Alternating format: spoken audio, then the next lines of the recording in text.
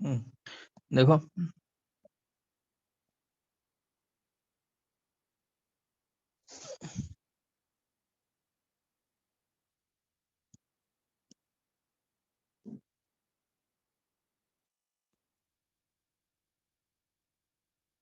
अच्छा, रिफाइनिंग के मेथड्स क्या क्या है? सबसे पहले तो लिक्वेशन है।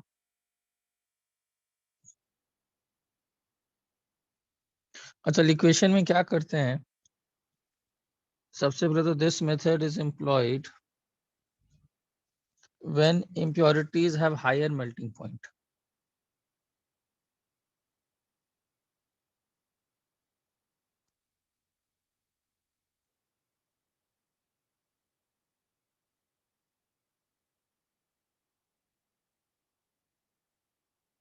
ठीक है, सिंपल सा कॉन्सेप्ट है।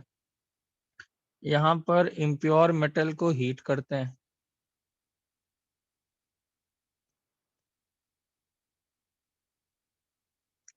इम्प्योरिटीज का मेल्टिंग पॉइंट थोड़ा कम है और मेल्टिंग पॉइंट इन सब का लो है। तो होगा क्या, इम्प्योर मेटल को हीट करेंगे, मेटल जो बनेगा वो मेल्ट कर जाएगा,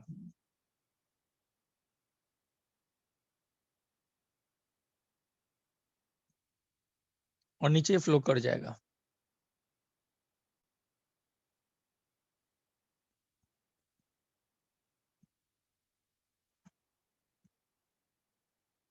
लीविंग बिहाइंड इम्प्योरिटीज। बेसिकली ऐसे करते हैं, एक फर्नेस का एक स्लोपिंग, ये स्लोपिंग रहता है, ठीक है ना। यहाँ पर कहीं मेटल रहता है, इम्प्योर मेटल,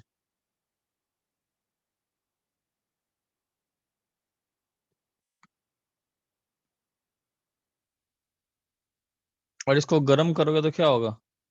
गर्म करोगे तो मोल्टेन फॉर्म में आ जाएगा, मेटल मोल्टेड फॉर्म में नीचे की तरफ फ्लो कर जाएगा।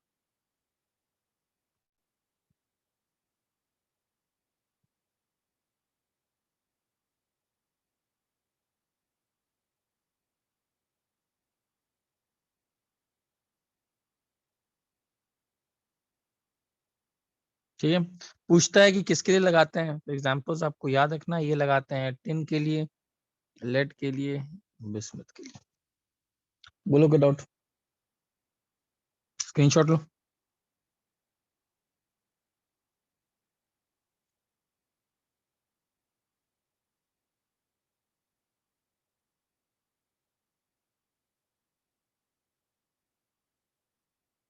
दूसरा मेथड है डिस्टिलेशन मेथड।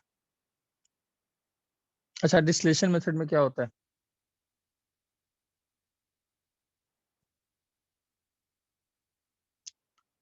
जो वॉलेटाइल मेटल्स के लिए यूज किया जाता है, वॉलेटाइल मतलब जिनका बॉइलिंग पॉइंट बहुत ही कम है, जैसे कि मरकरी, कैडमियम, जिंक, इन सब को प्योरीफाई किया जाता है डिस्टिलेशन से।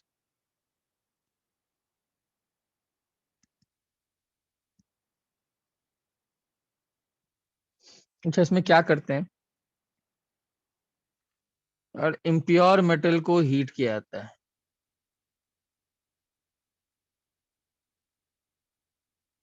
जैसा कि बता ही रहा है, वॉलेटाइल का मतलब है कि इन सब का बॉइलिंग पॉइंट, मेल्टिंग पॉइंट बहुत ही लो बहुत है, कम रहने वाला है। बहुत कम है। तो इसका मतलब इसको जब हीट करेंगे तो ये जल्दी वेपराइज कर जाएंगे।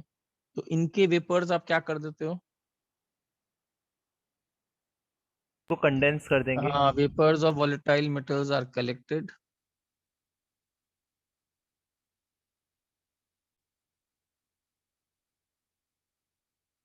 इनको कलेक्ट कर लिया जाता है एक जगह और कंडेंस कर दिया जाता है।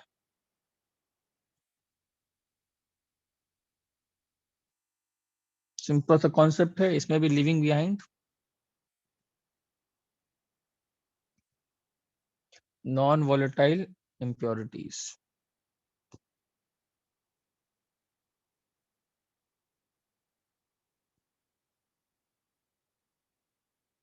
ठीक है, फिर से आपसे यही पूछता है, हर मेथड का पूछेगा लगाते किसके लिए हैं। तो हमेशा याद रखना, method employed for Hg, cadmium, zinc, यही सब याद रखना है। कौन सा किसके लिए अप्लाई करते हैं, डिस्टिलेशन मेथड किसके लिए है, पहला मेथड कौन सा था, लिक्वेशन मेथड किसके लिए है, उसके आता है मॉन्ड्स प्रोसेस।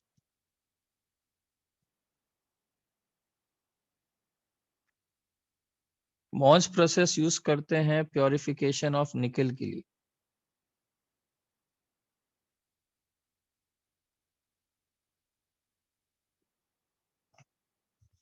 अब इसमें है क्या, बेसिकली निकल को करने के लिए क्या करोगे, निकल जो है, मान लो निकल इम्प्योर है, तो इसको रिएक्शन करते हैं कार्बन मोनोऑक्साइड के साथ।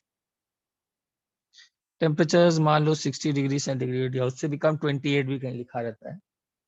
तो इम्प्योरिटी तो रिएक्ट करता नहीं है, निकल जो है वो रिएक्शन करके, ये हम लोग कर ही चुके हो, कोऑर्डिनेशन कंपाउंड में कर चुके हैं, NiCO4 बनाता है और ये वॉलेटाइल रहता है। तो आपने क्या किया, CO के साथ रिएक्शन किया, इम्प्योरिटीज रिएक्ट किए नहीं, निकल जो था वो रिएक्शन कर गया और उसके वेपर बन गए। इन वेपर्स को आपने कलेक्ट कर लिया। सर CO2 से रिएक्ट करवाया ना? नहीं, CO कार्बन मोनोऑक्साइड, ओके। ठीक है। और इसको जब कलेक्ट किया तो इसको वापस, इम्प्योरिटीज तो पीछे रह गए, इसको कलेक्ट करके वापस जब 180 डिग्री सेंटीग्रेड पर गर्म करते हैं तो ये फिर से टूट जाता है और आपको प्योर निकल मिल जाता है।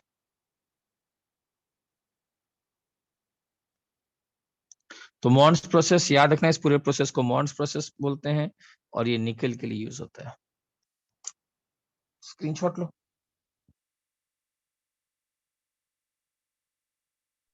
सर एक बार प्रीवियस पेज दिखाइए। देखो,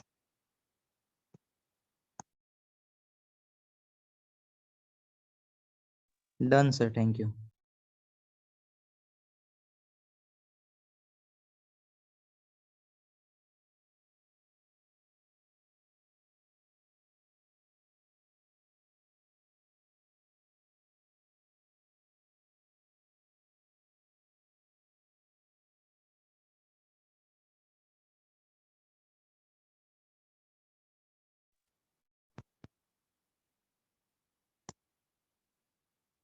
चलो ये नोट कर लिया ना, ठीक है। अच्छा, NiCO4 के बारे में मालूम है ना, कुछ कुछ खास बातें आप लोगों को मालूम होना चाहिए NiCO4 के बारे में, क्या था?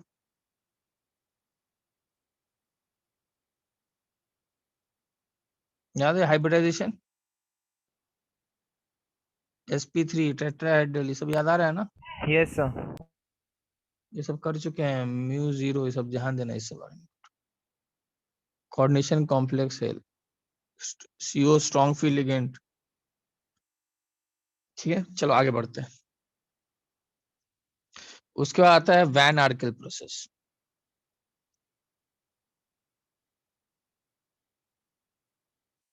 ये वैन आर्केल प्रोसेस भी exactly concept is similar to that of, क्या बोलते हैं, मॉन्ड्स process. Process.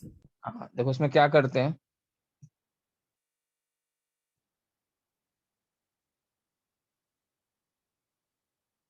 Method is employed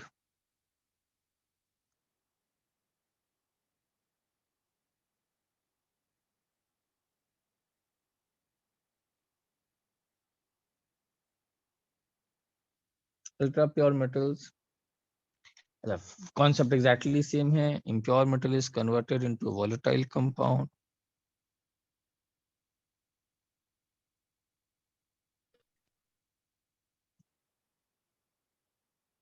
sir ultra pure मतलब? तो प्योरिटी बहुत हाई हो, और क्या, वेरी हाई, ठीक है। तो इसमें भी वही सेम कॉन्सेप्ट है, इम्प्योर मेटल को किसी ऐसे वॉलेटाइल कम्प्योर, ऐसे साथ रिएक्शन करते हैं ताकि एक वॉलेटाइल कंपाउंड बन जाए, जबकि इम्प्योरिटीज इफेक्ट ना हो।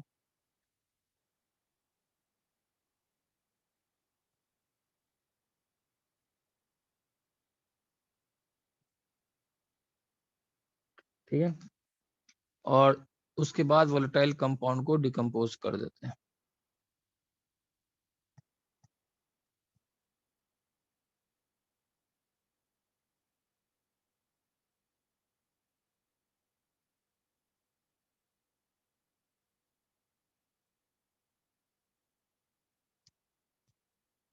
मतलब बोलोगे तो कॉन्सेप्ट एग्जैक्टली मॉन्स प्रोसेस जैसा ही है, बस वो निकल के लिए है, ये किसके लिए है ये आपको याद रखना है। This is for titanium. Titanium solid लेते हैं, I2 गैस के साथ रिएक्शन करते हैं तो ये बनता है TiI4 गैस। और इस TiI4 गैस को वापस जब तुम गर्म करते हो 400 डिग्री सेंटीग्रेड पर तो ये टूट जाता है और प्योर मिल जाता है, और ये वॉलेटाइल है फिर से।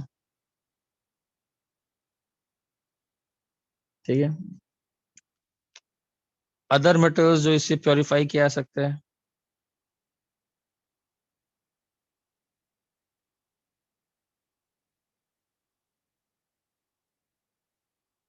उनके एग्जाम्पल हैं zirconium, vanadium, tungsten, hafnium, silicon. ज्यादा इंपॉर्टेंट एक तो टाइटेनियम पूछेगा, स्क्रीनशॉट लो, और एक जिरकोनियम।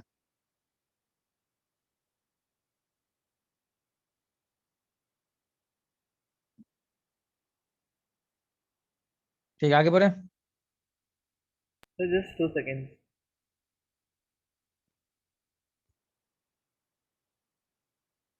Done, sir. ठीक है,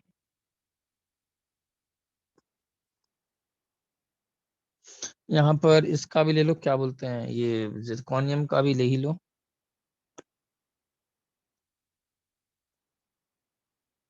जिरकोनियम इम्प्योर है, I2 के साथ ट्रीट करते हैं कितने टेम्परेचर पे, 870 केल्विन पर, तो ये बनता है ZrI4। और ZrI4 को फिर से अगर गर्म किया जाए,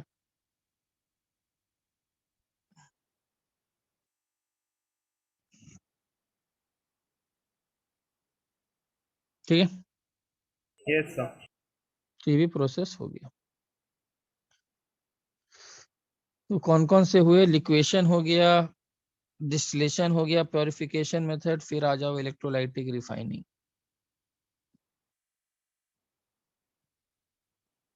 इसमें एल्यूमिना भी रहेगा ना? हाँ, किसमें एल्यूमिनियम, हाँ ठीक।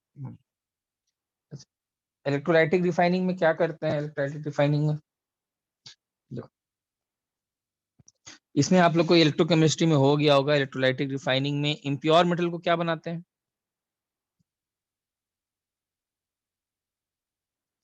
इम्प्योर मेटल को बनाते हैं एनोड, और प्योर मेटल को क्या बनाते हैं, कैथोड। कैथोड। ठीक है, और फिर से इसका इलेक्ट्रोलाइसिस, जो इलेक्ट्रोलाइट होता है वो कोई भी इलेक्ट्रोलाइटिक सॉल्यूशन, ये इलेक्ट्रोकेमिस्ट्री में किए भी होंगे, इसमें इलेक्ट्रो रिफाइनिंग बोलते हैं। Electrolytic solution consists of an aqueous solution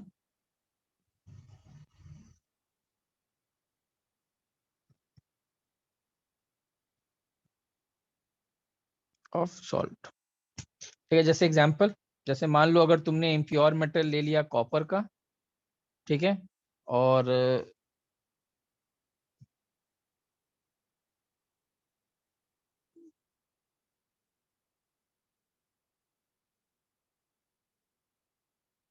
ये इम्प्योर कॉपर का बना दिया एनोड, और ये प्योर कॉपर का बना दिया, और इलेक्ट्रोलाइट किसका ले लिया,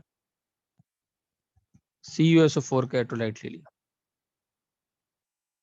ठीक है, आप लोग को मालूम है इसमें क्या होता है, इलेक्ट्रोलाइसिस होगा तो ऑक्सीडेशन पोटेंशियल किसका सबसे कम है, कॉपर का ही ना, यस सर। तो कॉपर ही यहाँ से निकलेगा। हाँ सर। और ये जो Cu2+ आया है कॉपर, ये जो इम्प्योर इम्प्योर पार्ट का जो कॉपर है, इम्प्योरिटीज तो आएंगे नहीं अंदर, यस सर। कुछ वो वाला आ जाएगा Cu2+ फ्रॉम इम्प्योर।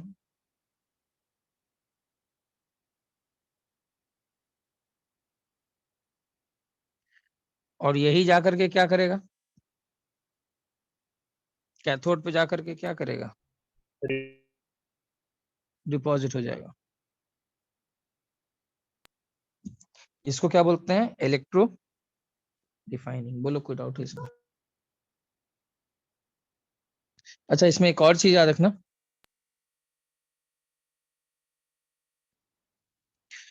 कुछ सॉल्युबल इम्प्योरिटीज होते हैं, कुछ ऐसे भी इम्प्योरिटीज हो सकते हैं वो तो पास इनटू सॉल्यूशन, ठीक है, एंड कुछ इम्प्योरिटीज जो इनसॉल्युबल होते हैं।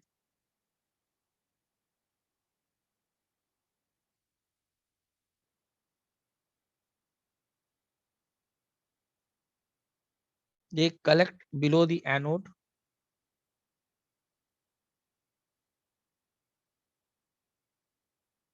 as anode, but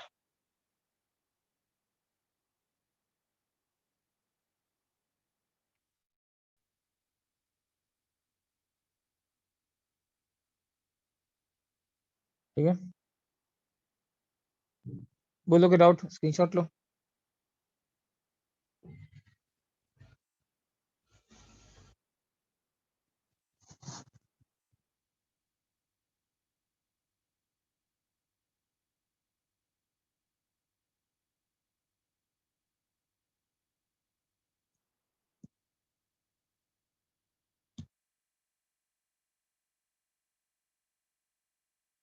ठीक है, यस सर।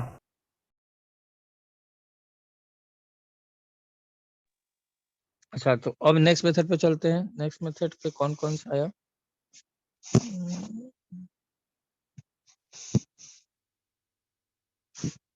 जोन रिफाइनिंग,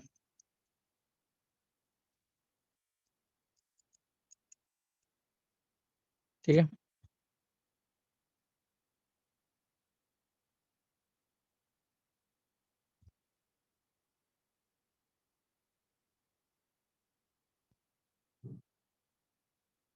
अच्छा देखो जोन रिफाइनिंग में क्या करते हैं, सबसे पहले what is zone refining?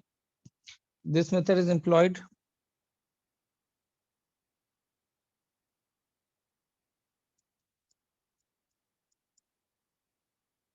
To get metals of very high purity.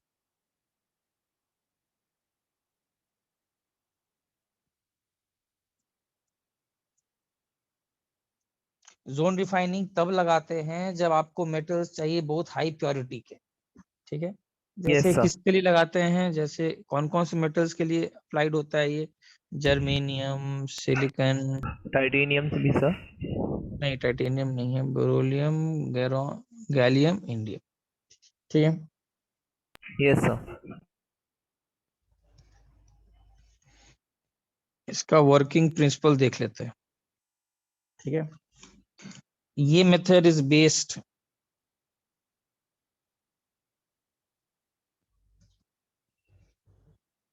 On the difference, किन पे difference? Difference in solubility of impurities.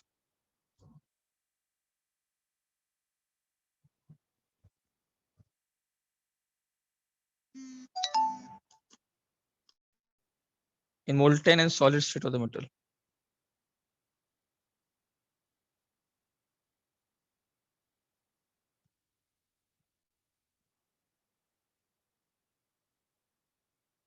ठीक है, ठीक है। मतलब basically it is based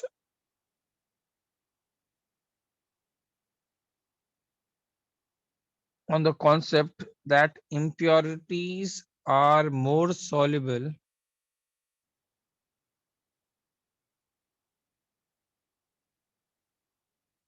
in liquid metal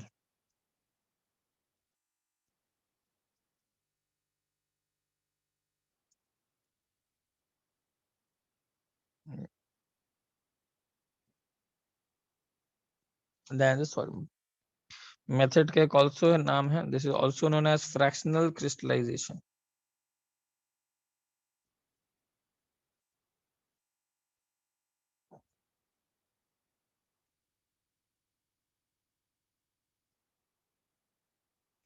screenshot लो।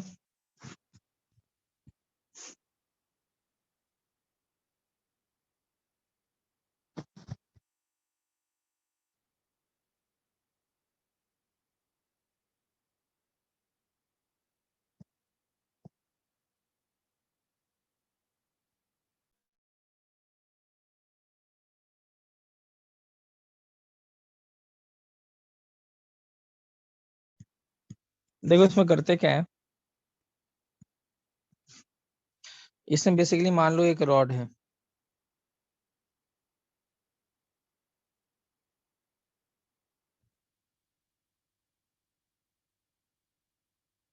ठीक है। इस रॉड के चारों तरफ एक सर्कुलर हीटर चलाते हैं,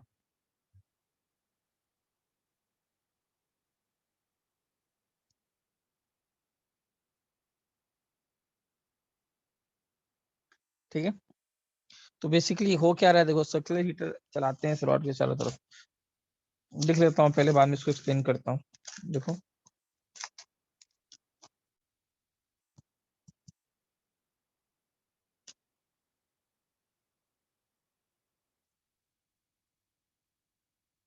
circular movable heater is allowed to move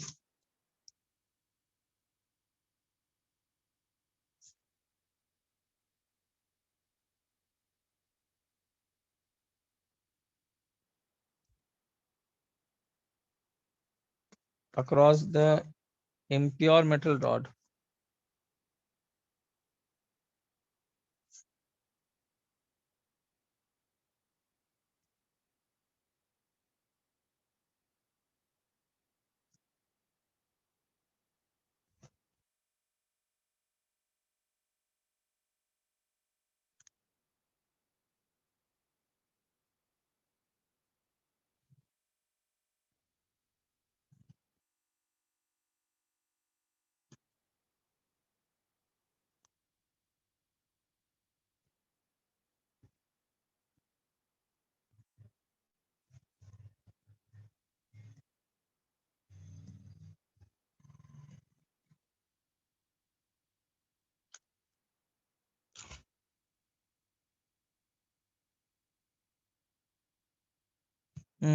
screenshot लो, बताते हैं इसमें क्या कर रहे हो। Yes sir.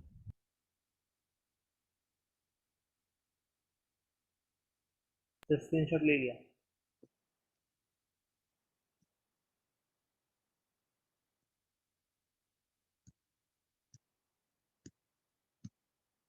देखो इसमें करते क्या हो, जब मेटल रॉड है, अच्छा मान लो तुमने हीटर अभी यहाँ इस जोन में लगा हुआ है, हीटर लगाया हुआ है, सर्कुलर हीटर है, तो जो ग्रीन वाला पार्ट है मान लो मेल्ट कर गया। हीटर लगाए हो, गर्म कर रहे हो, तो मोल्टेन हो गया, लिक्विड चला गया। हीटर को तुमने अब क्या किया, रीजन ये ए रीजन था,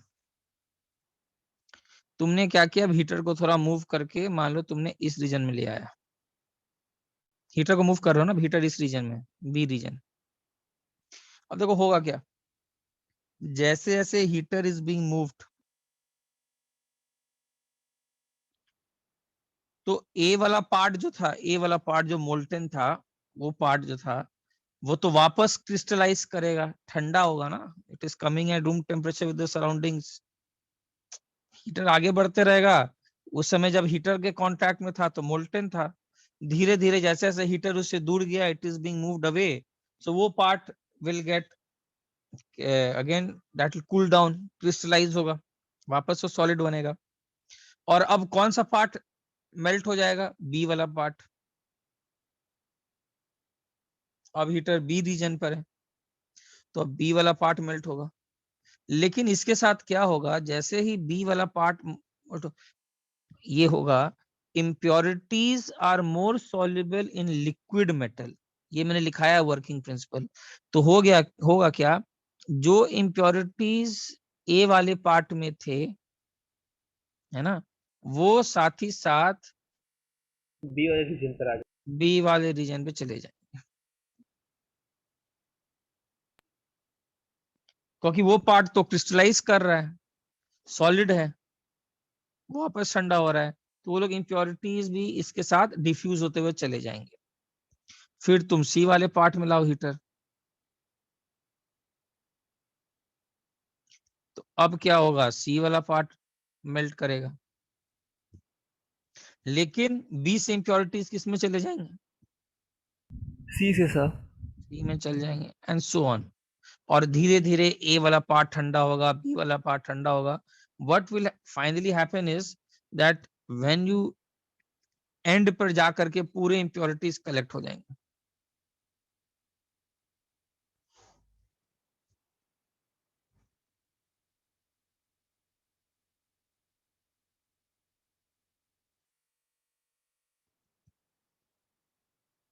और हम लोग अब क्या करेंगे, इस पर्टिकुलर रीजन को, ये जो पर्टिकुलर इंप्योरिटी का रीजन है, इसको दिस इज कट ऑफ, इस टुकड़े को काट के अलग कर देते हैं.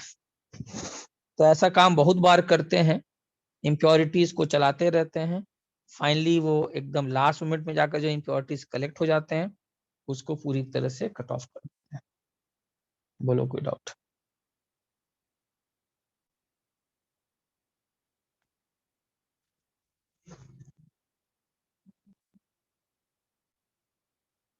सबसे बड़ा बात है कि इसमें पूछता है कि what is this used for. तो याद रखना, दिस इज यूज्ड फॉर कौन कौन से, silicon, germanium and boron. Iron. Iron नहीं, आयरन कहाँ लिखा मैंने? अपने हिसाब से नहीं डालना है कुछ भी, हो गया आयरन डाल रहे. Silicon, germanium, boron, gallium, indium, जो लिखा रहा हूँ. ठीक है, चलो आगे बढ़ो. आपने लिखा हुआ आया नहीं. चलो, उसके बाद आता है पोलिंग प्रोसेस. सर आप वो मेटल्स के नाम वापस बता सकते हैं? हाँ ये सब है. सिलिकॉन के लिए होता है, बोरॉन के लिए एप्लीकेबल होता है, गैलियम है, इंडियम है, जर्मेनियम है. Yes sir. ठीक है, और इसमें भी बहुत हाई प्योरिटी वाला मेटल्स मिलता है. ठीक है, अब चलते हैं पोलिंग. पोलिंग कौन सा प्रोसेस है? Polling is also purification process. देख लेते हैं पोलिंग में क्या करते हैं. अच्छा, दिस मेथड इज एम्प्लॉयड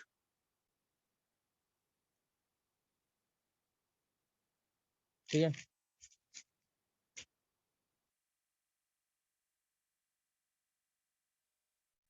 ये पोलिंग प्रोसेस तब यूज करते हैं when metals have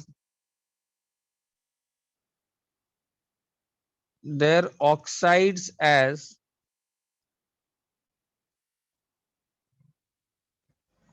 method employed when the metals have their oxides as impurity. मतलब बता रहा हूं, जैसे टिन जो है ना, टिन, कॉपर में, कॉपर मेटल में इसका जो इम्प्योरिटी होता है वो खुद कॉपर ऑक्साइड होता है.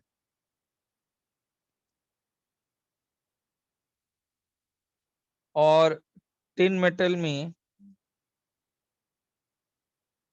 खुद SNO इम्प्योरिटी होता है. तो पोलिंग प्रोसेस लगाते हैं. अभी पोलिंग प्रोसेस क्या है बताता हूँ, पहले स्क्रीनशॉट लो.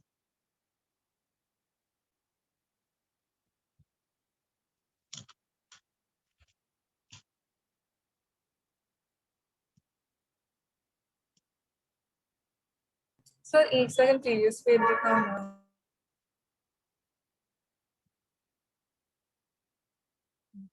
हो गया.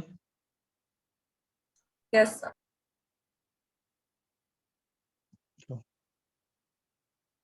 देखो इसमें क्या है, सिंपल सा कॉन्सेप्ट है. Poling process, in this process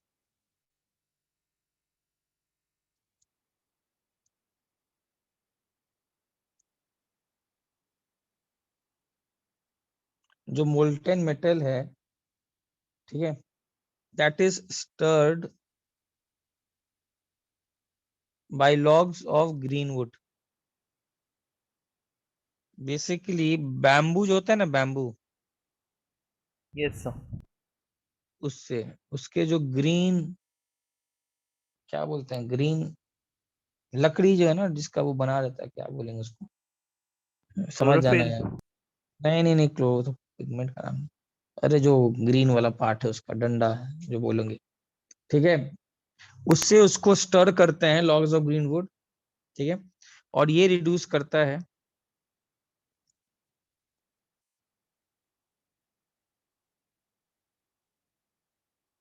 oxide metal को मेटल में। अच्छा, इसमें होता क्या है स्टर करने से? बेसिकली हाई टेम्परेचर्स पे करते हैं। बेसिकली मोल्टेन मेटल को मेल्ट कर देते हैं जो मेटल है, और हाई टेम्परेचर्स पर जब ये बैम्बू लेते हैं तो हाई टेम्परेचर पे CH4 गैस रिलीज होता है।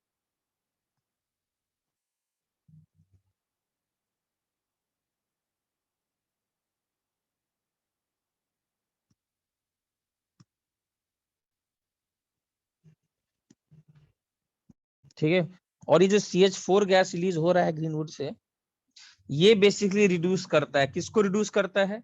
जो इम्प्योरिटी है। इम्प्योरिटी भी कौन है?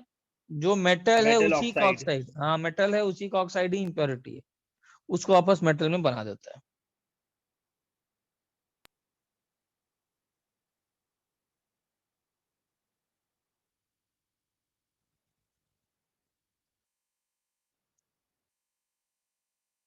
तो याद रखना, पूछेगा रिड्यूसिंग एजेंट कौन है।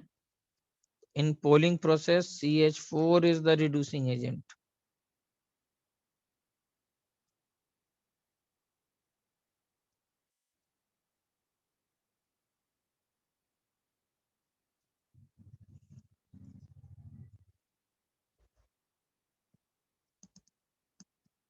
मान लो यहाँ पर एकदम मोल्टेन टिन ले लेते हैं।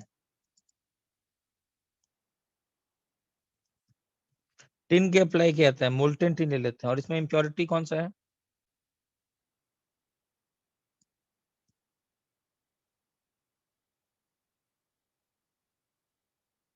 SnO2 इम्प्योरिटी है। यहाँ पर लॉग्स है ग्रीनवुड के।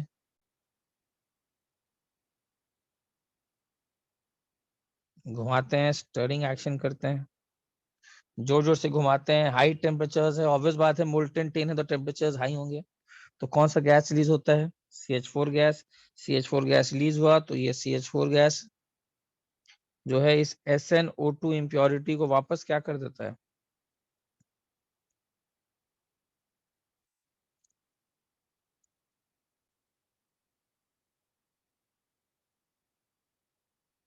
सिमिलरली Cu2 अगर इम्प्योरिटी है,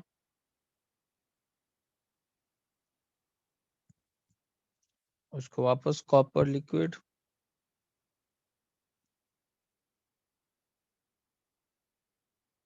तो बेसिकली अगर देखा जाए, ये जो चीज है आपको किसके लिए एप्लीकेबल होता है याद रखिएगा। मेटल्स किसके लिए?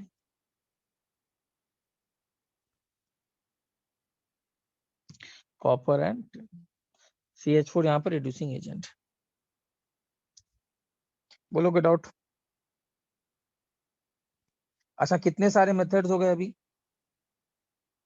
अभी हो गए तुम्हारे पास liquation, distillation, poling, electrolytic refining, Mond's process, van Arkel process, zone refining. इतने सारे मेथड हो गए। Yes sir. ठीक है, स्क्रीनशॉट ले लिया। यस। अब चलते हैं आगे।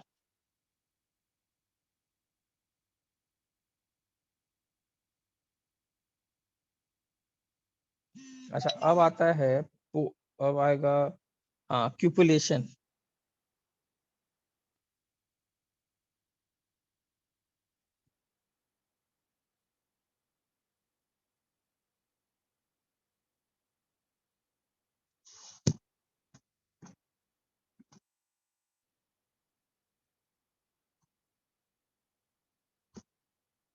अच्छा, क्यूपुलेशन किसके लिए यूज करते हैं? तो cupellation method is used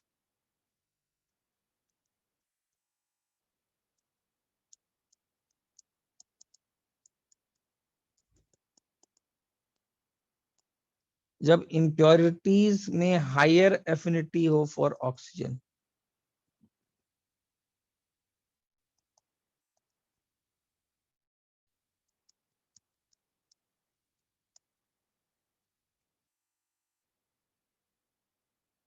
then the metal. ठीक है, जैसे एग्जांपल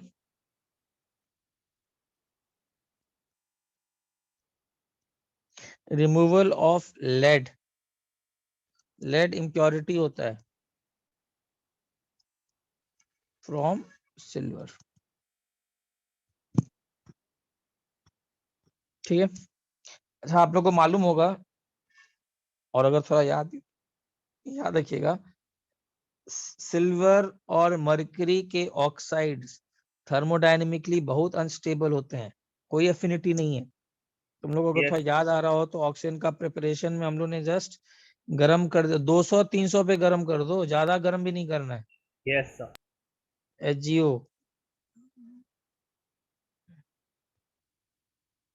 इनफैक्ट अगर तुमको याद हो तो Ag2CO3 को भी जब गर्म करते थे तो Ag2O तक नहीं रुकता था। अगर जी तो तुम लोग को तो हुआ ही नहीं है, तो खैर Ag plus CO2 plus O2, clear है।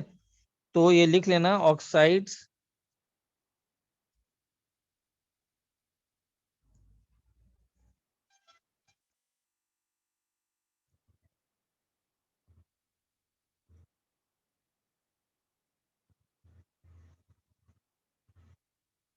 तो यहाँ पर क्या कर रहे हैं हम लोग, यहाँ पर हम लोग को लेड इम्प्योरिटी है और सिल्वर मेन हम लोग को एक्सट्रैक्ट करना है। हम लोग को किस चीज का फायदा उठाना है, स्क्रीनशॉट ले लो। हम लोग को इस चीज का फायदा उठाना है कि लेड को ज्यादा एफिनिटी है ऑक्सीजन के लिए, सिल्वर को है नहीं।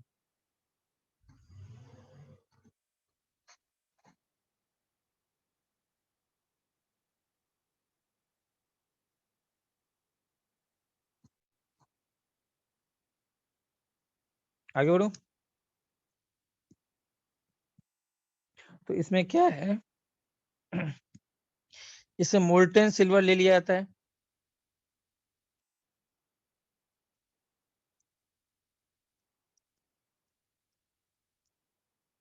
Molten silver is taken in a cupel. Cupel क्या होता है, एक बोट शेप्ड वेसल होता है।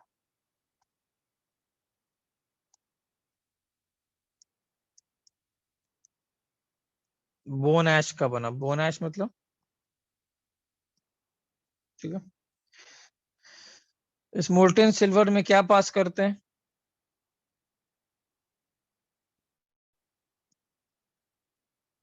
हम लोग पास करते हैं एयर, हवा,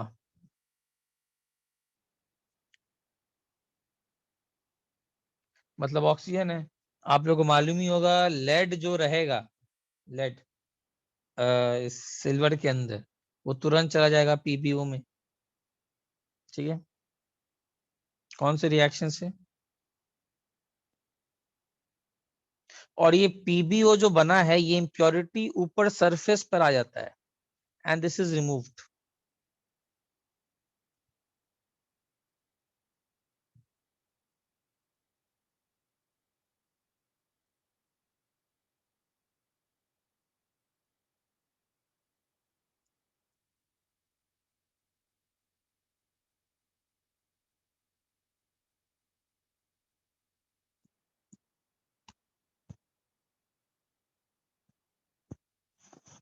बोलो कोई डाउट है इसमें कैलकुलेशन प्रोसेस में, No doubt, sir.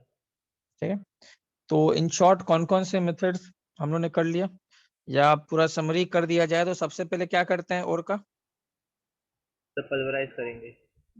सबसे पहले क्रशिंग, उसके बाद कॉन्सेंट्रेशन, कॉन्सेंट्रेशन में भी कौन कौन से मेथड से याद है, Yes, sir. ग्रेविटी सेपरेशन, तो वो मैग्नेटिक मैग्नेटिक वाला। सेपरेशन, वो सब पूरा का पूरा और भी लीचिंग। था, फ्रॉथ फ्लोटेशन, लीचिंग, चार थे। उसके बाद आता है किसी भी ओर को कैल्सिनेशन करते हैं या रोस्टिंग करते हैं।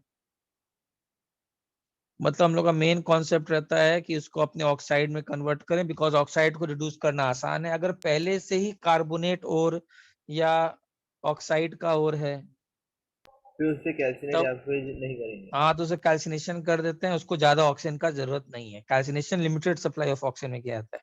अगर पहले से सल्फाइड और है तो जाकर के एक्स और ज्यादा ऑक्सीजन का सप्लाई चाहिए, सल्फाइड से ऑक्साइड बनाना है तो इसलिए higher supply of SO2 air. बन के निकल जाए। हाँ, दूसरा वो ऑक्साइड खुद तो, सॉरी सल्फाइड खुद तो ऑक्साइड बन ही जाएगा, साथ में क्या क्या आपको एडवांटेजेस हैं, वोलेटाइल इंप्योरिटीज हट जाते हैं। अगर कोई नॉन वोलेटाइल इंप्योरिटीज हैं वो भी ऑक्सीडाइज होकर उड़ जाते हैं। तो ऐसे करके आपको मॉइस्चर रहता है तो वो हट ही जाता है। तो ये हो गया, क्रशिंग करते हैं, कॉन्सेंट्रेशन करते हैं, क्लैसिनेशन करते हैं, उसके बाद क्या करते हैं, रिडक्शन करते हैं। रिडक्शन में भी बहुत सारे आप लोगों ने मेथड देखा था, कौन कौन से, स्मेल्टिंग अगर कार्बन का यूज करें, हाइड्रोजन का यूज कर सकते हैं, खुद टाइटेनियम के लिए Mg का यूज करते हैं, क्रॉस प्रोसेस, ठीक है। कभी कभी इलेक्ट्रोलाइटिक रिडक्शन भी करते हैं, अगर इलेक्ट्रोपॉजिटिव मेटल्स हो, सब देखे हुए हम लोग। और क्या करते थे, हाँ, सेल्फ रिडक्शन प्रोसेस भी कर लेते हैं, जहां पर कोई एक्सटर्नल रिड्यूसिंग एजेंट का जरूरत ही नहीं है, कार्बन है, मेटल है, हाइड्रोजन है, ये सब। और फाइनली करने के बाद जब मेटल मिल जाता है तो उसका प्योरिफिकेशन करते हैं। प्योरिफिकेशन में कौन कौन से मेथड्स हम लोग ने देख लिया, हम लोग ने देख लिया लिक्वेशन, जिसका बॉइलिंग पॉइंट, सॉरी, जिसका मेल्टिंग पॉइंट, जिसका वोलेटाइल, इम्प्योरिटीज का मेल्टिंग पॉइंट ज्यादा हो, डिस्टिलेशन, बॉइलिंग पॉइंट जिसका कम हो, उड़ जाता है। फिर poling Mond's process, process. Distillation, Mond's process, van Arkel's, refining, ये सब मेथड्स अपना करते हैं। बोलो यस भैया, सर।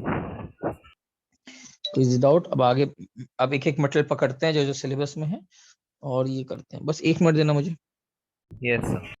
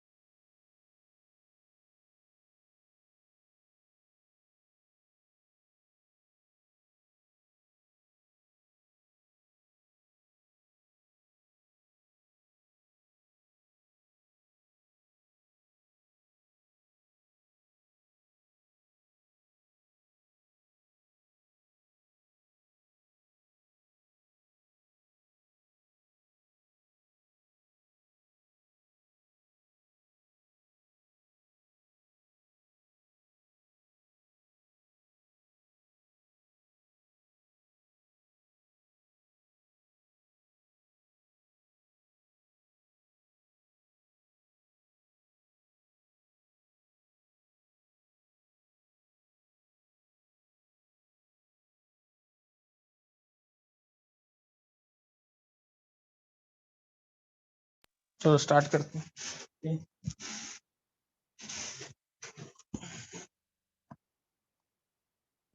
अब हम लोग जाएंगे किस पर, अब एक एक मेटल को पकड़ करके उसका थोड़ा सा काम तमाम।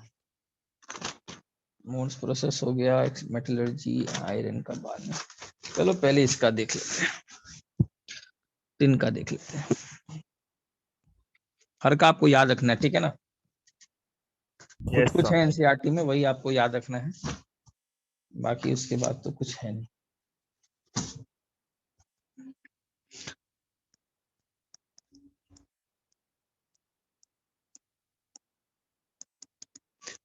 टिन का मेटलर्जी, सबसे पहले तो इसमें याद रखना, हर एक मेटलर्जी में पूछता है चीफ ओर, मतलब जिससे वो टिन निकालते हैं वो कौन सा है। Tin stone.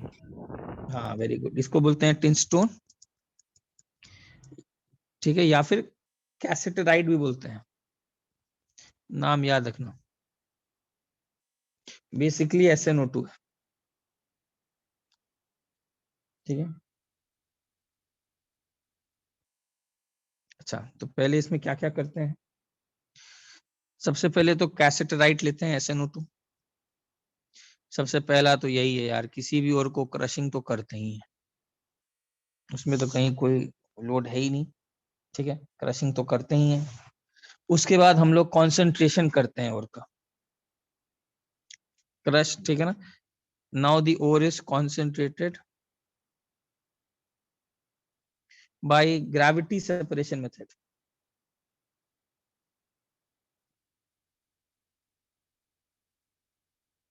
Hydraulic washing use करते हैं।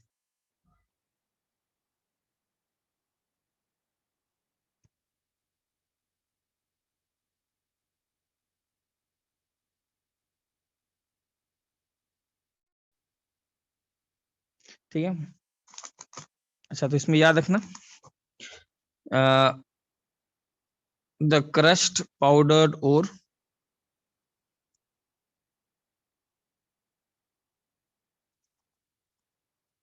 इज वॉश्ड, हाइड्रोलिक वॉशिंग याद है ना, Yes, पानी sir. में धो देना, वॉश्ड विथ रनिंग वाटर। एक तो ये काम करते हैं कॉन्सेंट्रेशन में। इसमें क्या होता है, इसमें रिमूव हो जाता है लाइटर सिलिशियस पार्टिकल्स, मिट्टी सब जो रहता है वो सब तो निकल गए।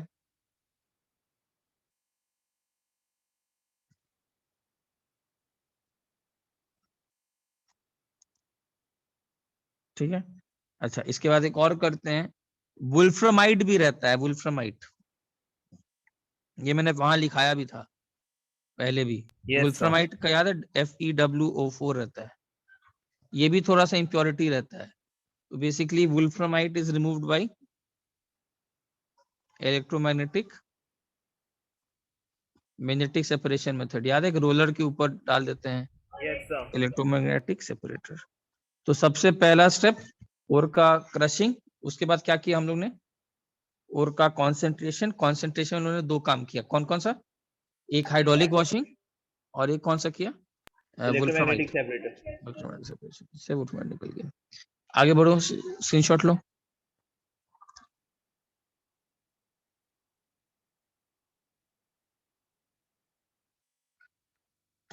ठीक, अब देखो, अब उसके बाद क्या करते हैं, now after concentration,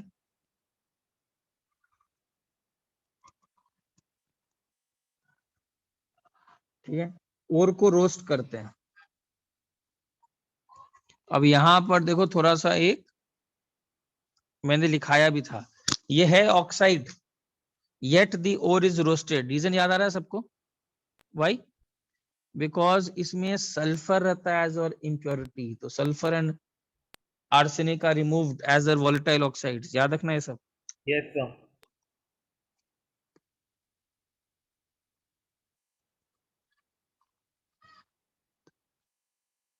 as sulphur is a major impurity, जबकि यहाँ पर कैल्सिनेशन से काम कर जाते थे, जनरली कैल्सिनेशन करते हैं अगर ऑक्साइड हो तो, बट यहाँ पर आप रोस्टिंग करते हो।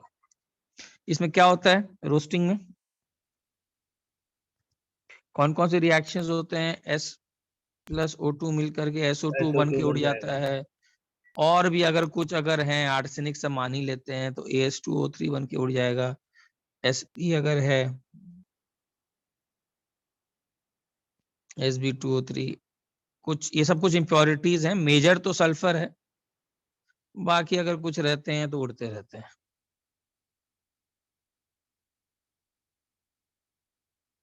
ठीक है, Yes, sir. तो बेसिकली ये सब हो गया आयरन एंड कॉपर पाइरेट्स। अब देखो इसमें होता है क्या है, जो आयरन एंड कॉपर पाइरेट्स जो रहते हैं FeS और CuS का, ये these are converted into their oxides and sulfates। अब देखो ध्यान से, इसमें है क्या, बाकी सब तो वॉलेटाइल हैं, बाकी सब जैसे सल्फर तो SO2 गैस बनकर उड़ गया, आर्सेनिक तो AS2O3 बन के उड़ गया, Sb तो Sb2O3 बन के उड़ गया, ये FeS और CuS जो है, ये वाला पार्ट जो है ये तो वोलेटाइल नहीं है। अब ये इम्प्योरिटी तो रह गया, ये FeSO4 में तो कन्वर्ट हो गया, लेकिन ये उड़ा नहीं, तो यहाँ पर इम्प्योरिटी तो रहता है ये भी। ठीक है, तो इसका क्या करते हैं, ये फोर्थ स्टेज है। Now the roasted ore, roasted ore में क्या कंटेन होता है, रोस्टेड ओर में Oxide. थोड़ा सा FeSO4 और CuSO4 है, उसको हटाना है। तो अब द रोस्टेड ओर इज, इसका अब लीचिंग करते हैं। लीचिंग में कोई रिएजेंट यूज करते हैं, लीचिंग याद आ रहा है, Yes, पानी sir. ही यूज कर लेते हैं, मतलब कोई ऐसा चीज डालो जिसमें कि इम्प्योरिटीज इनसॉल्युबल हो और बाकी सब सॉल्युबल, ऐसा ही काम करते हैं। तो देखो पानी में क्या होता है, the roasted ore is then washed with water,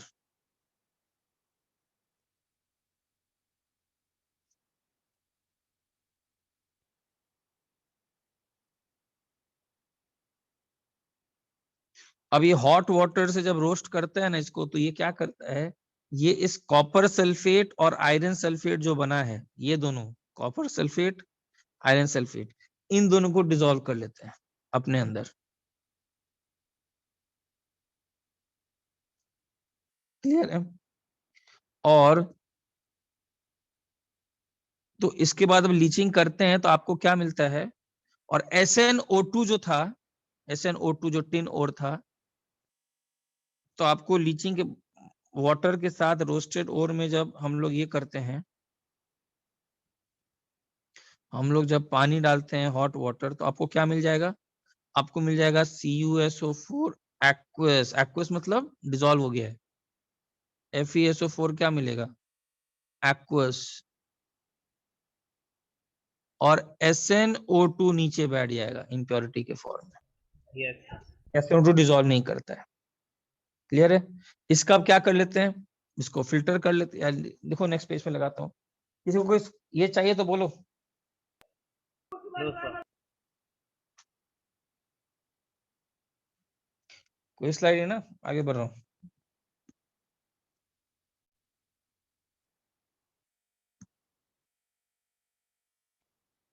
देखो इसमें क्या करते हैं, तो अब हम लोग को क्या मिला, CuSO4 ये तो पानी में डिसॉल्व हो गया, FeSO4 भी पानी में डिसॉल्व हो गया, SnO2 सॉलिड मिल गया, इसको फिल्टर कर लेते हैं। एक पानी में जो डिसॉल्व है वो हट गया, FeSO4 और CSO4, SnO2 का पानी में कुछ हुआ नहीं, तो हम लोग को मिलता है SnO2 मिल गया हम लोग को। ये बेसिकली 60 to 70% SnO2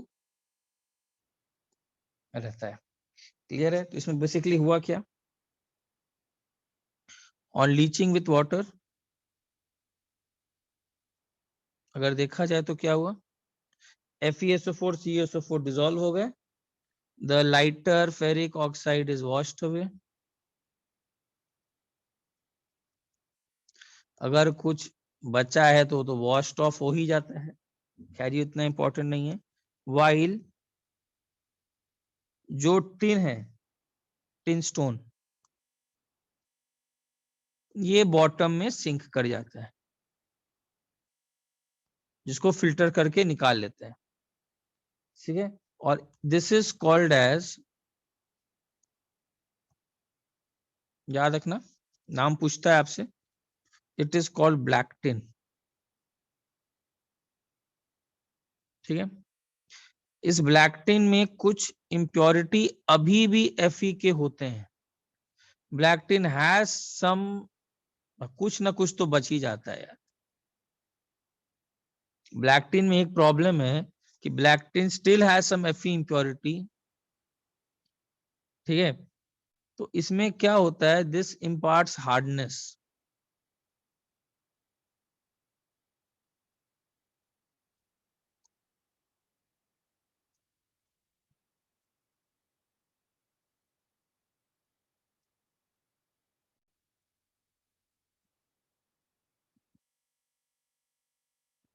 ठीक है? तो अभी तक हम लोग क्या किए, हम लोग ने सबसे पहले ओर को क्रश किया, फिर कॉन्सेंट्रेटेड किया बाय इलेक्ट्रोमैग्नेटिक सेपरेटर और हाइड्रोलिक वॉशिंग। उसके बाद ओर को रोस्टिंग फिर भी करा दिया, बिकॉज में बहुत मेजर, जबकि वो ऑक्साइड था फिर भी करा दिया, बिकॉज में सल्फर का इम्प्योरिटी रहता है। तो सल्फर रहता है तो उसको हटा दिया, और भी चीजें हट गई। उसमें थोड़े से CuS और FeS भी इम्प्योरिटी में रहता है, वो लेकिन उड़े नहीं, वो CuSO4 और FeSO4 बन गए, तो उनको हटाना है। बाकी सब तो अपना वोलेटाइल ऑक्साइड्स बन के उड़ गए। तो उसके लिए वापस इस ओड में SnO2 में जो ये दोनों इंप्योरिटीज हैं, हॉट वाटर में डाल देते हैं। हॉट वाटर में जैसे ही डालोगे SnO2 नीचे बैठ जाएगा और ये दोनों वापस डिसॉल्व कर जाएंगे। इस SnO2 को निकाल लेते हैं। ये SnO2 जो पहली बार मिलता है, इसको याद रखना, इसको ब्लैक टिन बोलते हैं। ठीक है? और ब्लैक टिन में अभी भी थोड़ा सा Fe का इम्प्योरिटी रहता ही है, जिसको थोड़ा हार्ड बनाता है। लेकिन ये हम लोग को इंडस्ट्री में हम लोग को हार्ड टिन नहीं चाहिए, हम लोग को टिन बहुत हार्ड नहीं चाहिए, तो हम लोग को इसको भी हटाना पड़ता है। तो अब हम लोग नेक्स्ट पार्ट पे जाते हैं। यहाँ तक क्लियर है सबको? ठीक है? नाउ ब्लैक टिन जो हम लोग को मिला है,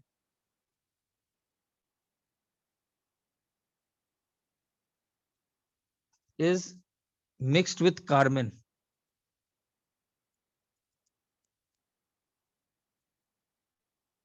and smelting done. Smelting का मतलब मालूम है ना, बता दिया था, कार्बन का यूज करके रिड्यूस करना। स्क्रीनशॉट लो।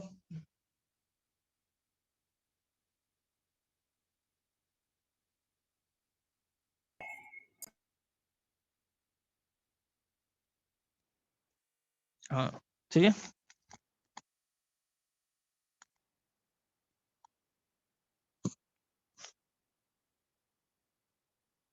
तो इसमें क्या होता है, SnO2 में जब स्मेल्टिंग करेंगे कार्बन के साथ तो क्या मिलेगा, बेसिकली कार्बन 1200 से 1300 डिग्री सेंटीग्रेड तक करते हैं तो बेसिकली SN लिक्विड मिल जाता है। लेकिन अभी भी जो मिला है उसमें अभी भी एक चीज का तो टेंशन है ही, क्या था, कुछ आयरन के क्या है अभी भी इम्प्योरिटीज तो है ही। ठीक है, तो अब देखो इसमें क्या करते हैं, इस टिन में जिसमें कि अभी भी इम्प्योरिटीज हैं, यहां पर अलग से नोट करना, pure O2 is passed.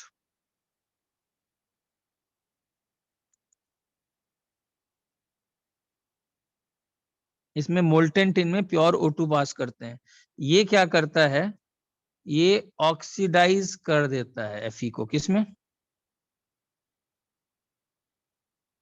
FeO में, and FeO comes on the surface and is removed।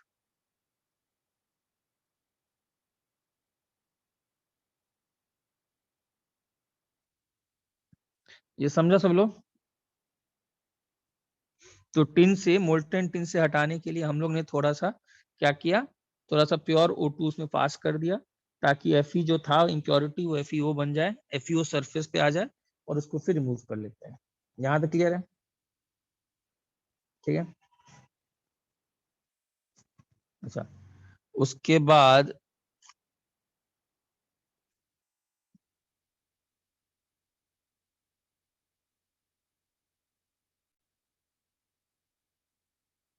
अच्छा, इसमें ध्यान देना, even silica is also present as impurity, silica तो रहता ही है।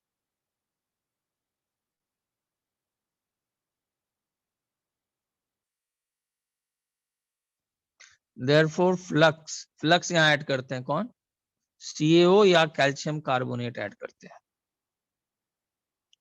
देखो इम्प्योरिटी में थोड़ा सा सिलिका भी रहता ही है, तो आप क्या करते हो, फ्लक्स ऐड करो कैल्शियम ऑक्साइड या फिर कैल्शियम कार्बोनेट। ठीक है, तो ये क्या करेगा, ये जो रिएक्शंस क्या होंगे,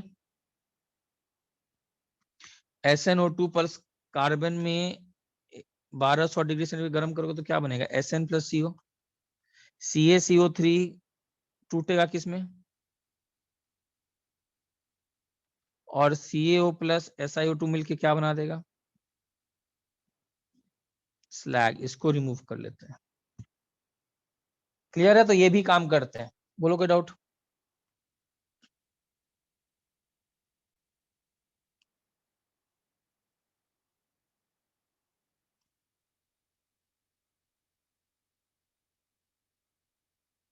अच्छा, यहां पर देखो एक चीज ध्यान देना, एक चीज नोट करना, एक चीज नोट करना, आपने अगर देखा जाए तो SnO खुद कौन सा ऑक्साइड है, ये जो टिन है ये खुद कौन सा ऑक्साइड है, SnO2, ये खुद एम्फोटेरिक है। तो हो सकता है कि ये भी एक साइड रिएक्शन हो, अरे ये एसिडिक है ना, और ये तो एम्फोटेरिक है। ठीक है, तो हो सकता है कि एक ये साइड रिएक्शन भी चले SnSiO3 के साथ, पहले भी हो सकता था SiO2 प्रेजेंट है, तो इससे एक और फायदा हो जाता है, अगर आप ये कैल्शियम ऑक्साइड ऐड करते हो, मतलब बेसिकली कैल्शियम कार्बोनेट बोलो या कैल्शियम ऑक्साइड ऐड करो, तो ये SnSiO3 अगर कुछ बन गया होगा अंदर में, अगर कुछ टिन SnSiO3 के फॉर्म में रहेगा पहले से, तो वो टिन भी हम लोग को नहीं मिला, तो हम लोग क्या करते हैं, इससे एक और फायदा होता है कैल्शियम ऑक्साइड करने में। जब ये ऐड करते हो ना तो कैल्शियम स्ट्रॉन्गर बेस है, वो इसको डिस्प्लेस कर देता है।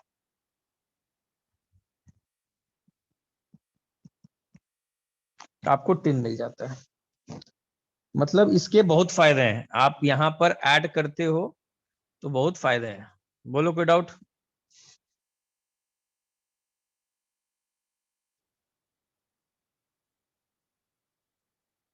ठीक है। सर एक सेकंड प्रीवियस पेज दिखाऊंगा।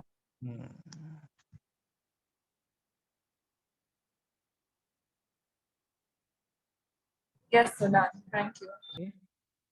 और अब ये जो मोल्टेन टिन आया है, that is cast into blocks। इसके ब्लॉक बना लेते हैं and this is known as block tin।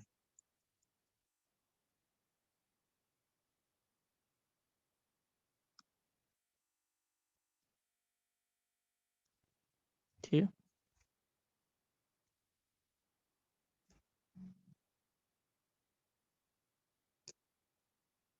99.5% metallic tin इसमें रहता है।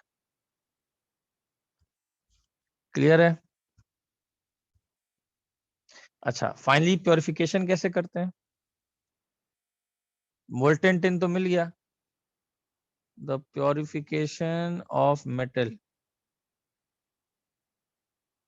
इज डन बाय, हम लोग जान ही चुके हैं, एक तो लिक्वेशन मैंने बताया ही था, लिक्वेशन। ठीक है। अगर कोई इम्प्योरिटी अगर फिर से बचा हुआ है तो वो बता ही दिया लिक्वेशन में क्या होता है। और दूसरा इलेक्ट्रोलाइटिक रिफाइनिंग भी कर सकते हैं, ये भी कर ही लेते हैं इलेक्ट्रोलाइटिक रिफाइनिंग। इसमें भी, इसमें क्या करते हैं, इम्प्योर टिन जो है, टिन बहुत हद तक प्योर मिला ही है, बट फिर भी अगर लास्ट स्टेज में प्योरीफाई कर ही देते हैं एक बार। In this method impure tin is made anode. ठीक है। और एक thin sheet of pure tin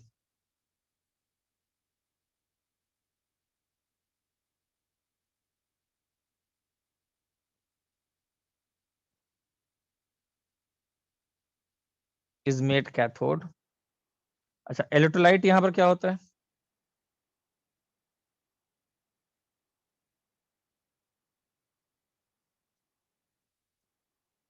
H2SiF6। ठीक है। Tin sulphate and sulphuric acid. ठीक है। और करंट पास करने से क्या होता है, ये मालूम ही है आप लोग को। इम्प्योर टिन डिसॉल्व होता है एनोड से,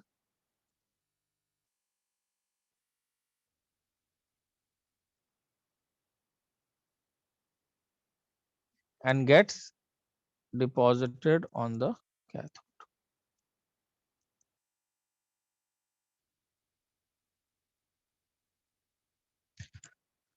स्क्रीनशॉट लो और बोलो कोई डाउट है तो। ये 15 स्लाइड है ना, कोई डाउट है तो।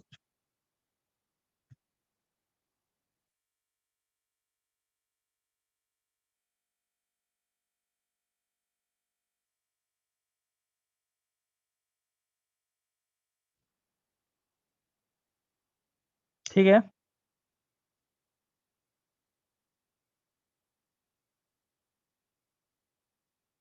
अच्छा, तो इन समरी में क्या क्या कर सकते हैं बताओ, अगर देखा जाए तो क्या किए सबसे पहले? हमने सबसे पहले क्या किया, टिन का क्रशिंग।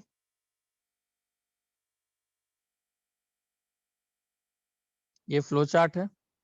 उसके बाद क्या किया हम लोगों ने, टिन का क्या किया, कॉन्सेंट्रेशन। कॉन्सेंट्रेशन में कौन से दो मेथड है,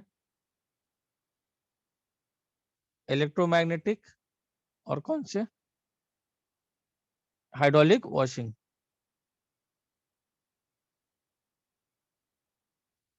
इसके बाद हम लोगों ने क्या किया, ओड को रोस्ट किया।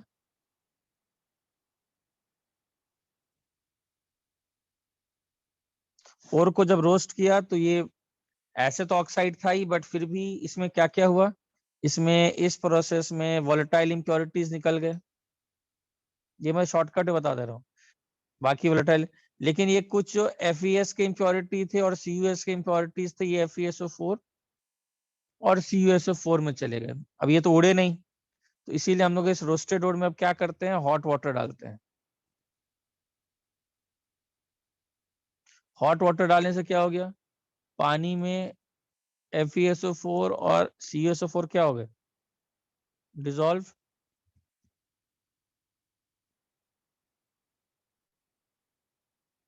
नीचे कौन बैठ गया,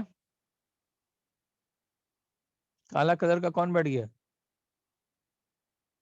SnO2। ये SnO2 को ही क्या बोलते हैं, ब्लैक टिन। इसको फिल्टर किए, फिल्टर करने से क्या आया, ब्लैक टिन तो आ ही गया।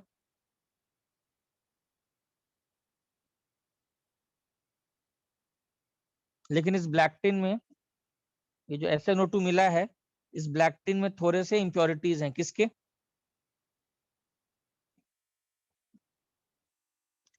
आयरन के। आयरन के इंप्योरिटीज होने से क्या होता है, इसको थोड़ा हार्ड बना दिया, जो कि डिजायरेबल नहीं है। तो अब हम लोग क्या करते हैं, हम स्मेल्टिंग करते हैं।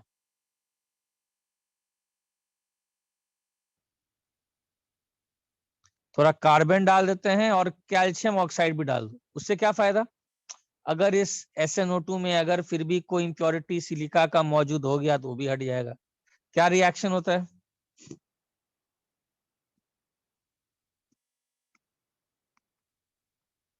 ये मिल जाता है। अगर कोई सिलिका रहता है तो उसका भी रिएक्शन हम लोग कर चुके हैं। अच्छा, कभी कभी ऐसा भी हो सकता है कि पहले से ही वो जो SnO2 है और सिलिका अगर इम्प्योरिटी है तो आपको पता न चले, कुछ पहले से ही SiO3 बनाकर बैठा हुआ हो। बिकॉज SnO2 भी तो एम्फोटेरिक है ना, एम्फोटेरिक है और सिलिका एसिडिक है, तो कुछ हो ही सकता है। तो आप जो टिन एक्सट्रैक्ट करना चाह रहे हो, ये SiO3 वाला पार्ट तो बच गया ना। तो आपको दो फायदे होते हैं, मैं बस समराइज कर दे रहा हूँ। इसको ऐड करने से Ca और CO2 बन जाता है। फायदा क्या होता है, एक तो ये इम्प्योरिटी को हटा ही देता है, और अगर कोई टिन SnSiO3 बनकर बैठा हुआ हो तो CaO उसको भी हटा देता है।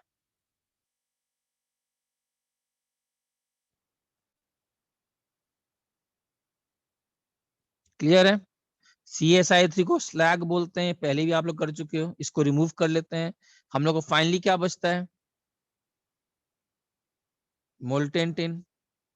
इसको कौन सा टिन बोलते हैं, मोल्टेन टिन को ब्लॉक टिन। ये अच्छा खासा प्योर होता है। इसके बाद फाइनली करते हैं प्योरिफिकेशन। प्योरिफिकेशन में क्या क्या प्रोसेस लगाते हैं, एक लिक्वेशन लगा लेते हैं, बता ही दिया। और ये क्या लगा लेते हैं, इलेक्ट्रोलाइटिक रिफाइनिंग।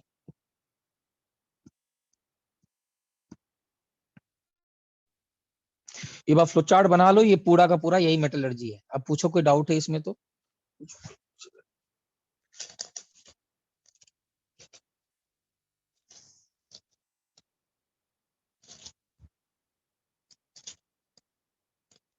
मेरे ख्याल से तो कोई डाउट होना नहीं चाहिए। No doubt sir. Black tin से Fe को कैसे निकाला? कौन सा, किससे, ब्लैक हाँ टिन हाँ से हाँ, सॉरी सॉरी, हाँ यस यस, वो भी था ना। इसमें मोल्टेन टिन जो है यहाँ, सॉरी सॉरी, इसमें क्या पास करते हैं थोड़ा सा, यस, इसमें O2 ब्लोन करते हैं, यस यस, याद है, बताया था O2 ब्लोन करते हैं यहाँ पर। O2 ब्लोन करने से क्या होता है, देखो इसको थोड़ा ये कर देता हूँ, यस यस।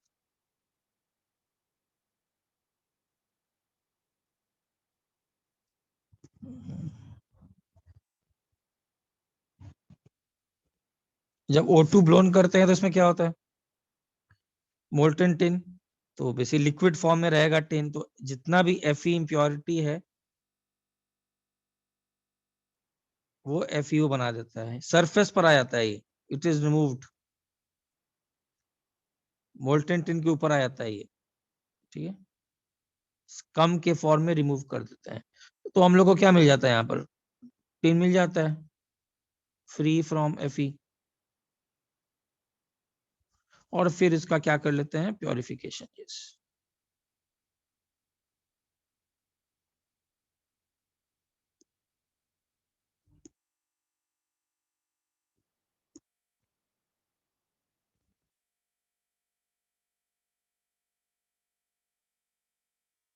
और प्योरिफिकेशन के दो मेथड्स हैं, कौन कौन से, इलेक्ट्रोलाइटिक रिफाइनिंग, लिक्वेशन।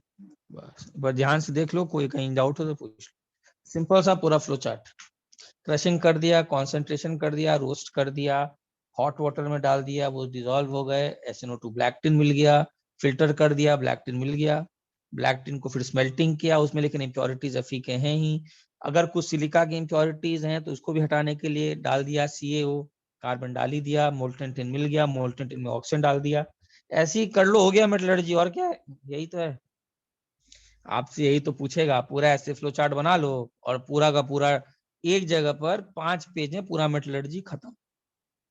हर मेटल का आपको बस यही जानना है कि उसमें प्रोसेसेस क्या इन्वॉल्व है। क्वेश्चन कैसे पूछेगा, what is the purification process done for tin, can what is the reduction method use, तो स्मेल्टिंग, यही सब पूछता है और क्या। ठीक है, आगे बढ़ूं।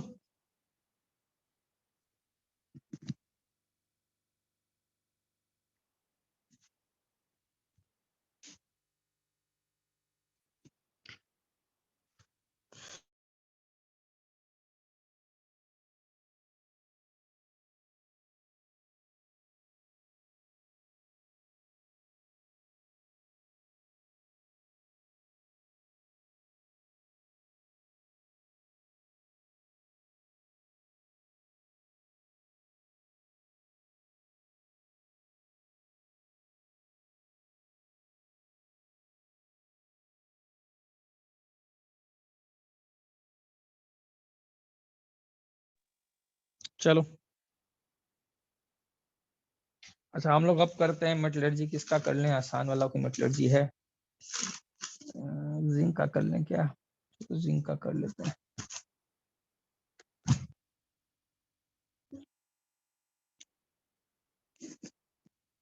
चलो आगे दो।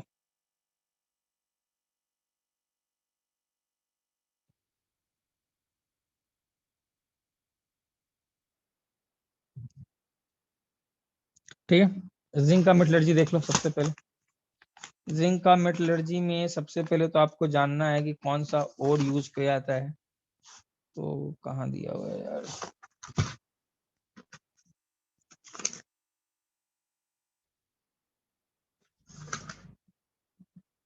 लिख लो यार। अच्छा, इसमें जो ओर यूज किया जाता है उसको बोलते हैं ZnS, this is zinc blende. तो पहले तो हर का ओर याद रखना है, ठीक है, जिंक ब्लेंड। सबसे पहले इसमें जिंक का रोस्टिंग कैसे करते हैं, वैसे और भी ओर्स हैं, दिस इज द चीफ ओर, हम लोग को जिंक ब्लेंड बनना है, अदर ओर्स भी जान लो, नाम याद रखना, ZnCO3 है, इसको कैलमाइन बोलते हैं, एकदम नाम याद रखिएगा, ऐसे पूछता है, ऐसा नहीं कि सर ये पूछेगा कि नहीं, पूछता है, और IIT में एडवांस में पूछ रहा है, ठीक है ना, आपसे कुछ क्वेश्चन नाम पूछाएगा, मैच द फॉलोइंग, तो याद रखना है सब, ठीक है। हाँ, हम लोग जिंक ब्लेंड से निकालेंगे, ठीक है, जिंक ब्लेंड। तो सबसे पहले यार, फर्स्ट तो सबसे पहले हमेशा क्रशिंग, उसका तो कोई लिखने की जरूरत भी नहीं है, क्रशिंग ऑफ ओर, ठीक है। जिंक ब्लेंड मिला, हम लोग इसकी बात कर रहे हैं जिंक ब्लेंड से, ठीक है, जो NCERT में दिया है। जिंक ब्लेंड को फिर क्या किया, मालूम ही होगा, कॉन्सेंट्रेशन ऑफ दी ओर, किससे करेंगे बताओ, कौन सा मेथड, तुम लोग कुछ बोलता क्यों नहीं है रे, सोया रहता है।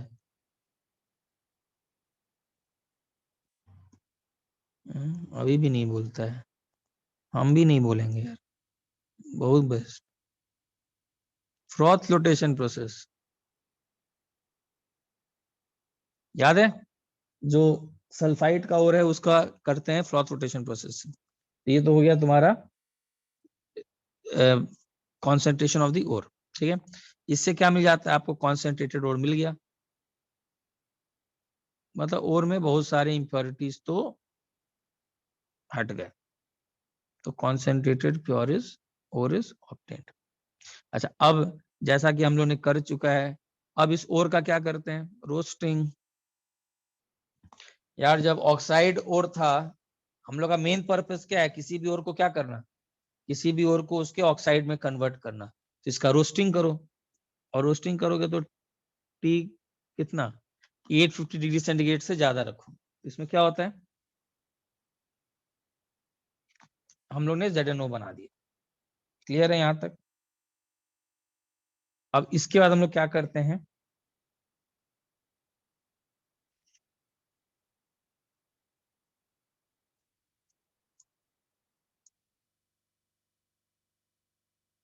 अच्छा अब इस जिंक का क्या करते हैं, अब इसका स्मेल्टिंग करते हैं। स्मेल्टिंग का मतलब किसके प्रेजेंस में रिडक्शन,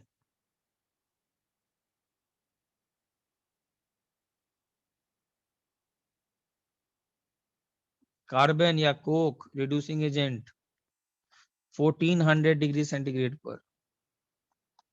तो इससे जो जिंक मिलता है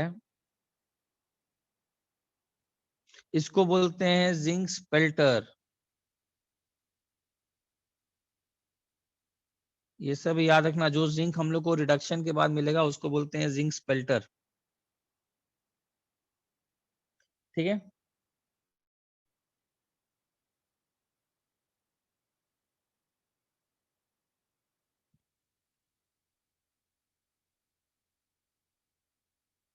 अच्छा अब इसको क्या करते हैं, ये बेसिकली उतना प्योर नहीं रहता है, दिस इज इम्प्योर।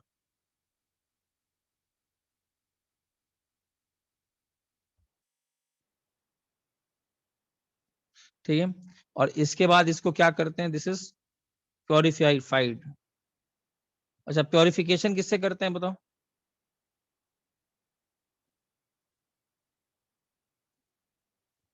प्योरिफिकेशन किससे करेंगे इसका, अभी बताए थे ना, इसके दो मेथड्स होते हैं, कौन कौन से, एक तो डिस्टिलेशन,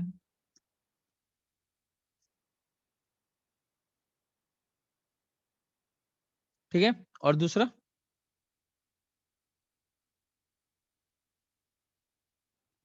इलेक्ट्रो रिफाइनिंग, तो सबसे ही कर देता है यार। फाइनली इससे क्या मिलता है, प्योर जिंक इज ऑब्टेन्ड। लो बताता हूँ, इसमें कुछ चीजें बताता हूँ, स्क्रीनशॉट लो।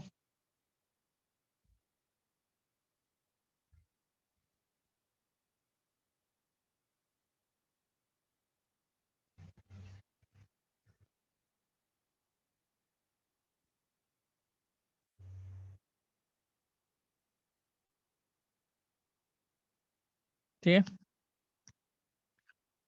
इसमें देखो, इसमें रिएक्शन इन्वॉल्व इन स्मेल्टिंग क्या होगा बताओ, हम लोगों ने स्मेल्टिंग किया है ना कार्बन का, तो उसमें कौन सा रिएक्शन इन्वॉल्व है, जिंक ऑक्साइड प्लस कार्बन डालने से क्या बन गया, जिंक प्लस CO। एक तो पहले याद रखना, ठीक है। अच्छा पहले तो कौन कौन से रिएक्शंस इन्वॉल्व है, रोस्टिंग में कौन सा रिएक्शन इन्वॉल्व है,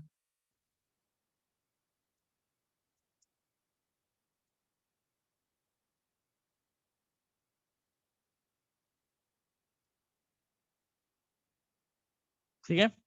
तो जिंक सल्फाइड के ओर को पहले तो रोस्ट किया तो वो ऑक्साइड बन गया, ऑक्साइड जिंक ऑक्साइड को कार्बन से रिड्यूस किया कोक से, तो जिंक बन गया। अच्छा इसमें याद रखना, स्मेल्टिंग पर जो ये जिंक मिलता है, ये जिंक स्मेल्टिंग पर, इस जिंक को क्या नाम देते हैं, ये सब याद रखिएगा, ठीक है ना, ऐसा सब पूछता है स्पेल्टर।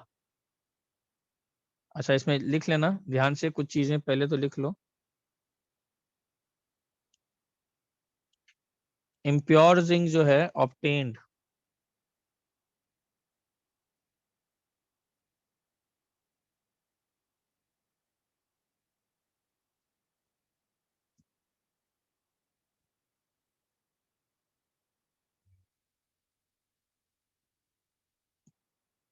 impure zinc obtained above मतलब बेसिकली स्पेल्टर जिंक।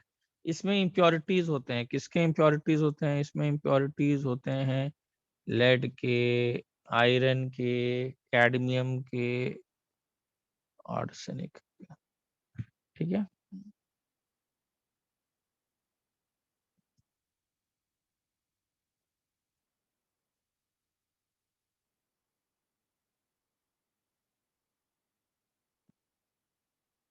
ठीक है, तो इसमें पहले तो कैडमियम इज डिस्टिल्ड ऑफ, याद है डिस्टिलेशन करते हैं तो कैडमियम जो है that is distilled off at 800 degree centigrade and then electrolytic purification is done.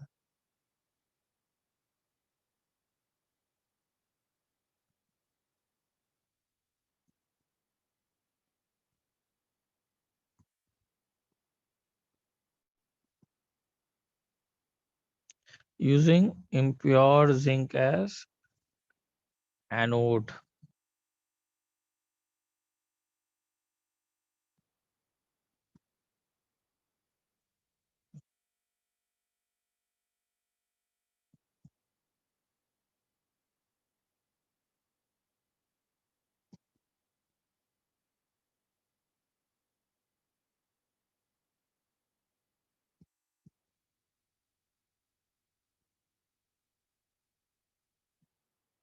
Screenshot लो।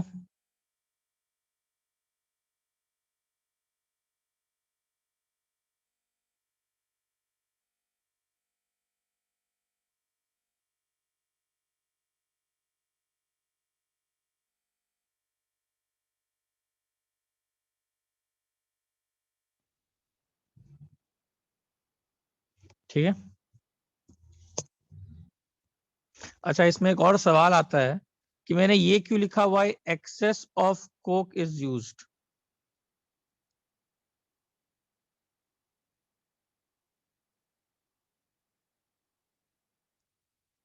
ठीक है, देखो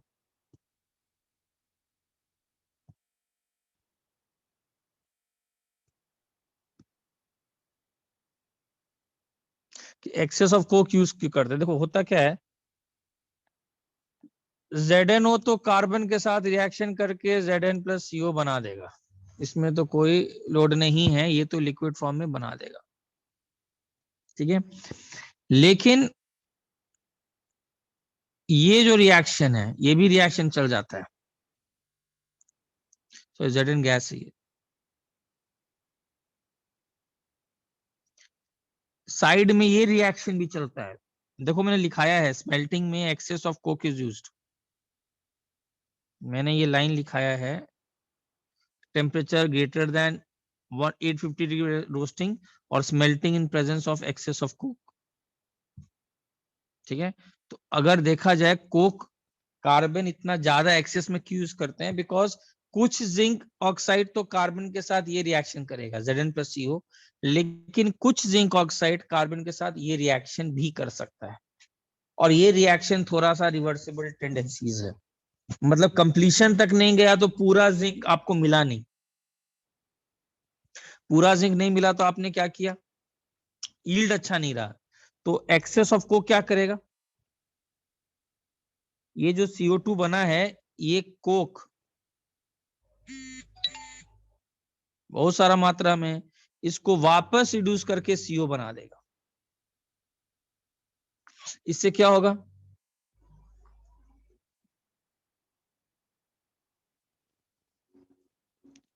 if CO2 is removed from the second reaction, equilibrium कहां शिफ्ट करेगा,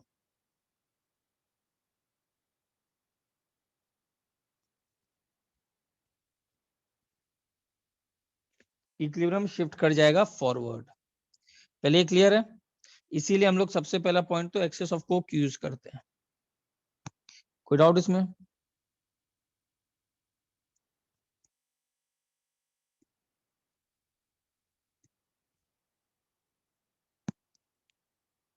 एक और पॉइंट देख लो, एक और है ड्यूरिंग रोस्टिंग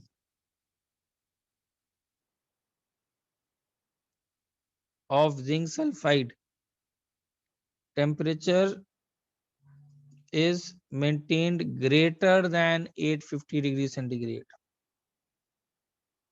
ये भी इंपॉर्टेंट है कि रोस्टिंग करते समय 850 डिग्री सेंटीग्रेड से ज्यादा का टेम्परेचर हो। भाई screenshot low.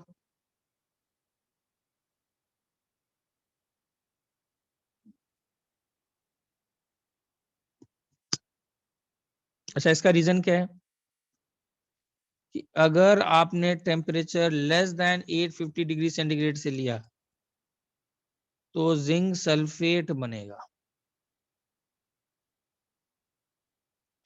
Instead of ZnO। मतलब अगर आपने इसका रोस्टिंग किया and if temperature is less than 850 degree centigrade, ZnSO4 is formed, oxide नहीं बना।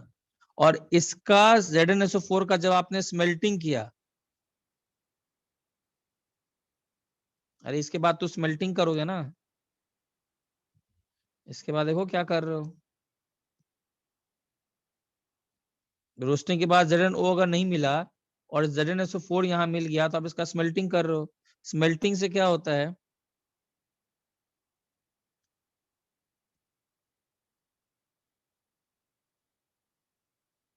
will again produce ZnS। वापस आप वहीं आ गए। तो आप चाहोगे कि ZnSO4 ना बने, therefore ZnSO4 should not be formed। क्या बनना चाहिए, ZnO should be formed। और ZnO को बनाने के लिए temperature should be maintained greater than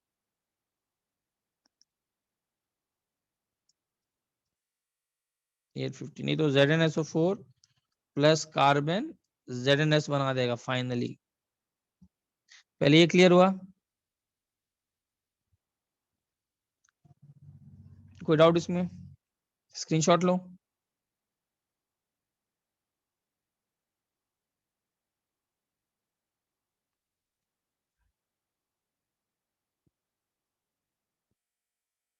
last point. अच्छा, zinc is not obtained by self reduction process।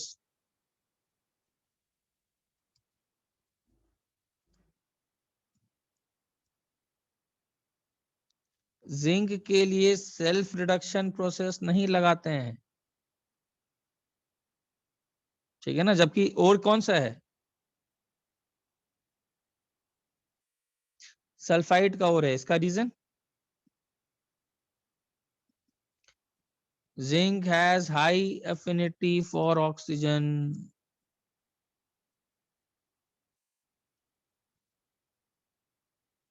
and therefore it is not easily reduced। Clear है? तो इतनी सारी बातें आपको याद रखना है। बताओ कोई डाउट इसमें? फाइनली एक इंपॉर्टेंट यूज है जिंक का, बताओ क्या। जिंक को याद है हम लोग ने ये किया था, जिंक का हम लोग ने लीचिंग प्रोसेस में यूज किया था। AgCN2 माइनस में अगर जब करेंगे तो ये क्या बनता था,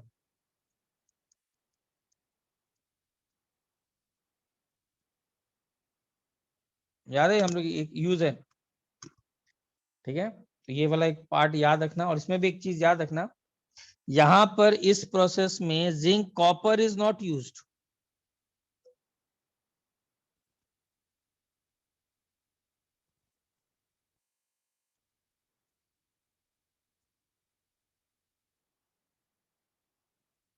जबकि कॉपर भी एक स्ट्रॉन्ग रिड्यूसिंग एजेंट है।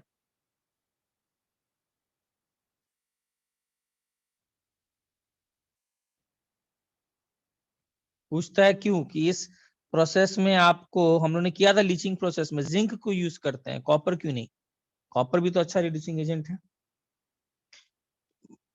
दो रीजन है, एक तो copper is not as effective as zinc,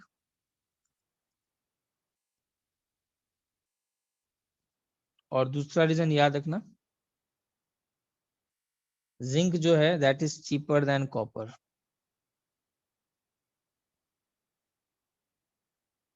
बोलो कोई doubt?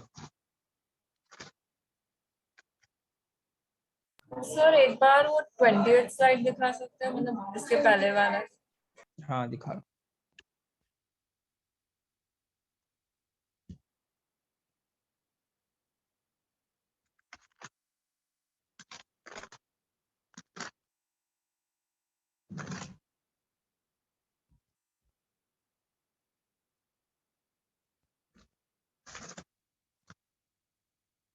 Yes sir, thank you. बोलो कोई डाउट इसमें पूरे किसी में?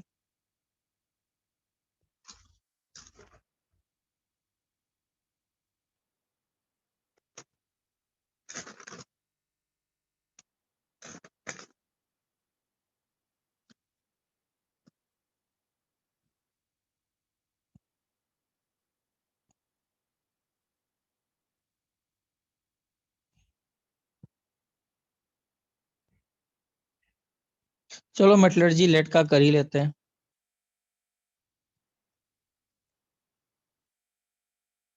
इसमें और कौन सा है याद रखना?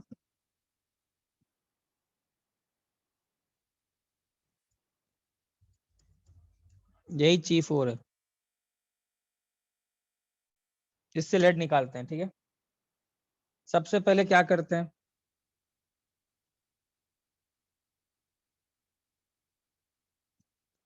और को क्रश कर देते हैं। उसके बाद और का क्या करते हैं, क्रशिंग ऑफ और। इसके बाद कॉन्सेंट्रेशन करते हैं। कॉन्सेंट्रेशन भाई सल्फाइड और है तो कौन सा कॉन्सेंट्रेशन?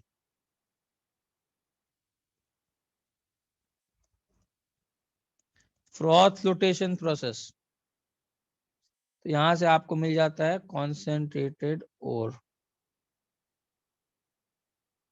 ठीक है, अब इसमें दो मेथड्स हैं कॉन्सेंट्रेटेड और।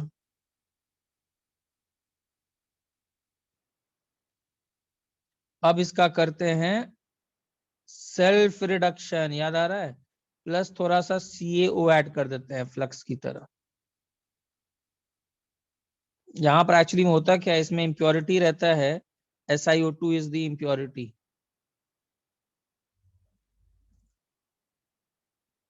तो CaO ऐड कर देते हैं। ठीक है,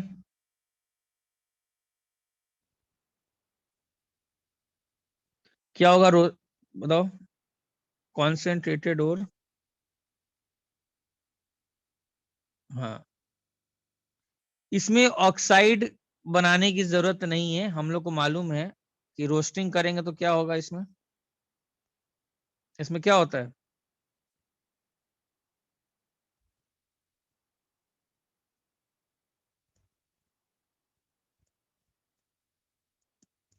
कॉन्सेंट्रेटेड और को जब रोस्ट करते हैं तो क्या रिएक्शन होता है, ये मैंने बताया था, PbS प्लस O2 मिलके क्या बनाएगा, PbO प्लस SO2। और यही PbO क्या कर लेगा,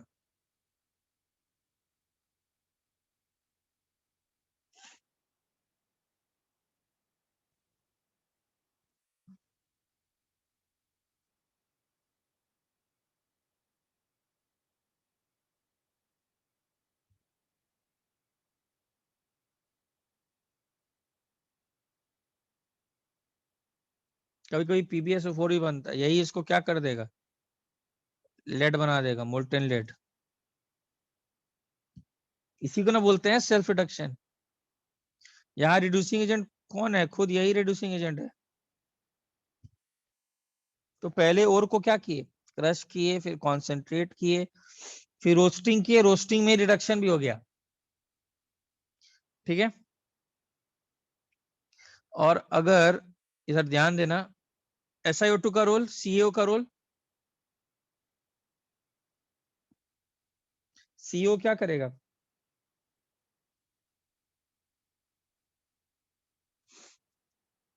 बेसिक फ्लक्स। इसको रिमूव कर देगा, बेसिक है वो, उसको रिमूव कर देगा। ठीक है, अच्छा इसमें भी याद रखना नोट, यहाँ पर लेड ऑक्साइड भी एम्फोटेरिक है, तो सेम रोल। टिन की तरह ये भी एम्फोटेरिक है, तो ये भी थोड़ा बहुत तो ये बनाकर बैठा ही रहेगा पहले से। तो CaO का एक और रोल है, वो ज्यादा स्ट्रॉन्गर बेस है, वो और ज्यादा इसको हटा करके खुद ये बन जाता है। इसके दो रोल हैं, कोई SiO2 है उसको तो हटा ही देता है, और एम्फोटेरिक तो ये भी है, तो अगर कुछ टिन लेड अगर कोई लेड फिर भी कोई लेड सिलिकेट बनाकर बैठा हुआ है, उस लेड को भी एक्सट्रैक्ट कर लें तो अच्छा है ना मेटलर्जी। तो सीओ ये काम कर देता है, उसको भी हटा छोड़ता नहीं है, उसको भी बना देता है। बोलो कोई डाउट? स्क्रीनशॉट लो।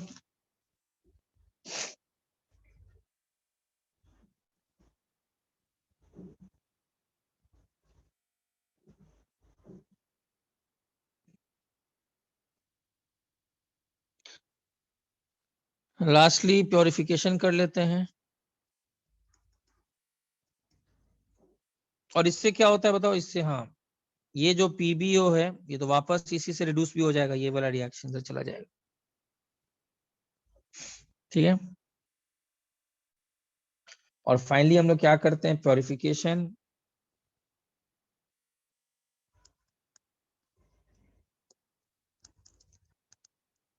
ये जो लेड हम लोग को मिला है इसमें कुछ इम्प्योरिटीज फिर भी रहते हैं।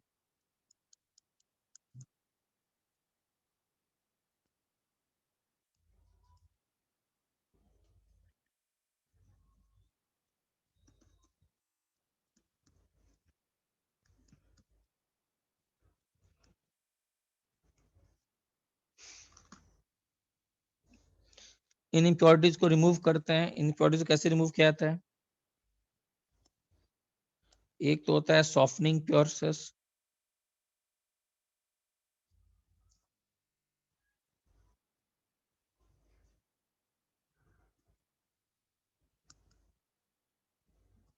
वही लिक्वेशन है basically. Impure metal is melted.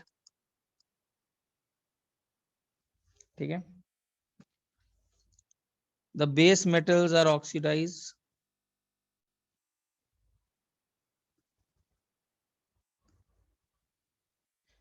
and float over the surface.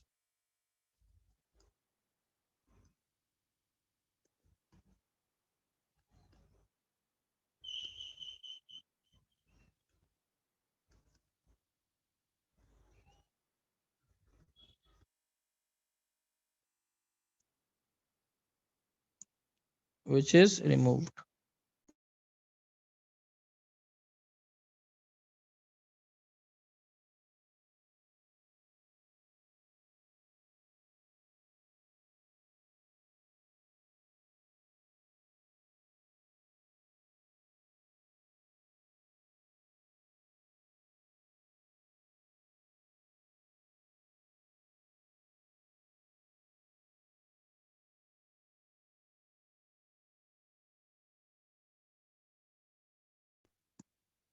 ठीक है।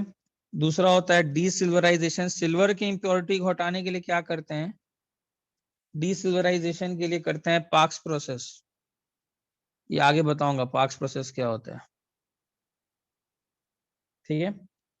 और लास्ट में करते हैं electrolytic refining.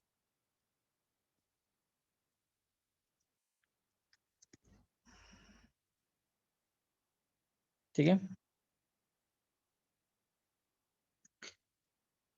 The less electropositive metals like कौन कौन से इंप्योरिटीज थे? एजी के अगर कुछ बच गए, एयू के कुछ बच गए, एसबी के, तो ये कलेक्ट बिलो। और इसको क्या बोलते हैं? This is known as below anode as anode mud. ठीक है। जबकि मोर इलेक्ट्रोपॉजिटिव इम्प्योरिटीज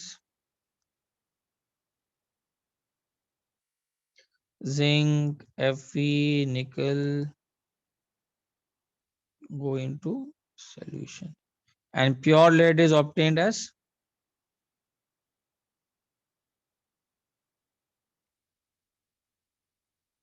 क्या? ठीक है। चलो स्क्रीनशॉट ले लो, नेक्स्ट क्लास अब कंटिन्यू करेंगे लेट के बाद।